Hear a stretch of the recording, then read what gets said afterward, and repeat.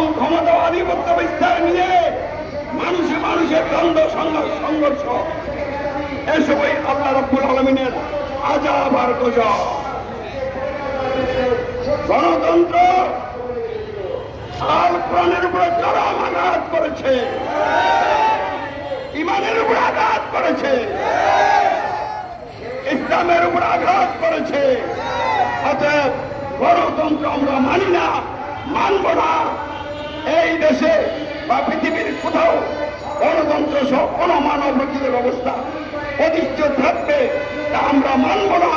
তাই আন্দোলন চলতেই থাকবে।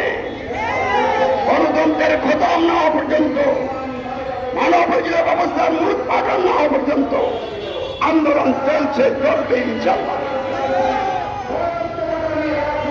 ইসলামে বলে সার্বভৌমত্ব আইন বিধান কর্তৃত্ব আল্লাহর, আর গণতন্ত্র সহ মানবরচিত সকল ব্যবস্থা বলে সার্বভৌমত্ব আইন বিধান কর্তৃত্ব মানুষের।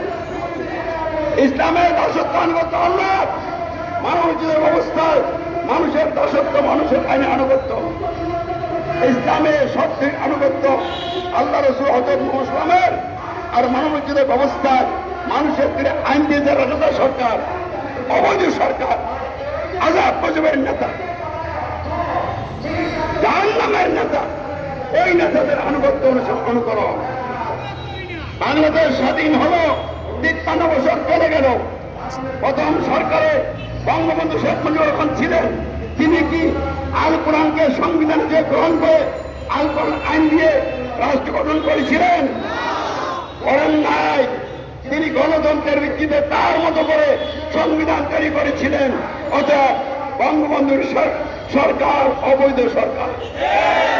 জিয়াউর রহমান ক্ষমতায় এসে আল কোরআনকে সংবিধান হিসেবে গ্রহণ করে আল কোরআনের ভিত্তিতে রাষ্ট্র গঠন এবং পরিচালনা করে নাই, গণতন্ত্রের ভিত্তিতে রাষ্ট্র গঠন এবং পরিচালনা করেছে। অতএব জিয়াউর রহমানের সরকার অবৈধ সরকার,